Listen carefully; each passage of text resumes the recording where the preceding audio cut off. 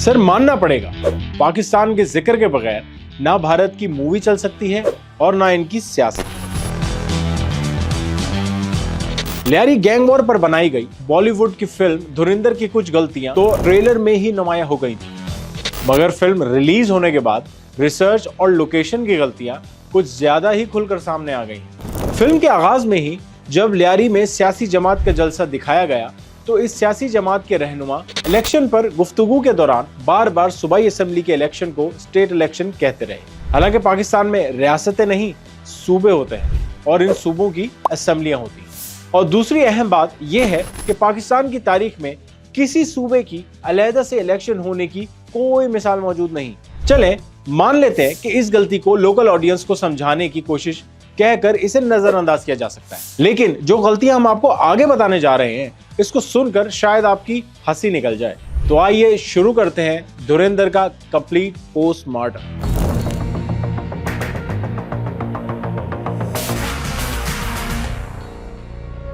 इसी फिल्म में एक सीन है जिसमें गैंगस्टर्स लियारी के मकान की एक छत पर जाते हैं तो सारी इमारतें लाल ईंटों की नजर आती हैं, जबकि लियारी समेत पूरे कराची में तामीरात सुर्ख ईंटों के बजाय सीमेंट ब्लॉक से की जाती हैं। एक और मज़ाक़खेज़ गलती लियारी के बाजार में दिखाई गई जिसमें एक अज़ादारी का जुलूस था और उस जुलूस के शुरा जो जंजीर जनी भी कर रहे थे वो रिवायती शबी अलम के बजाय ईद मिलादुन नबी के सब्ज झंडे उठाए हुए थे।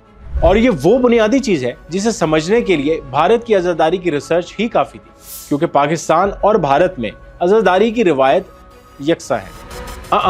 और रुकिए, एक और मजेदार लतीफा ये भी था कि पाकिस्तान खुफिया एजेंसी का रुकन मुस्तकबिल की कार्रवाइयों पर रहमान डकैत और लियारी के आम गैंगस्टर से डिस्कस करते हुए दिखाया गया। ये थोड़ा ज्यादा हो गया वैसे। और वो गलती जो धुरंधर के ट्रेलर में ही पकड़ ली गई थी, इसका जिक्र ना किया जाए तो बात अधूरी रह जाएगी।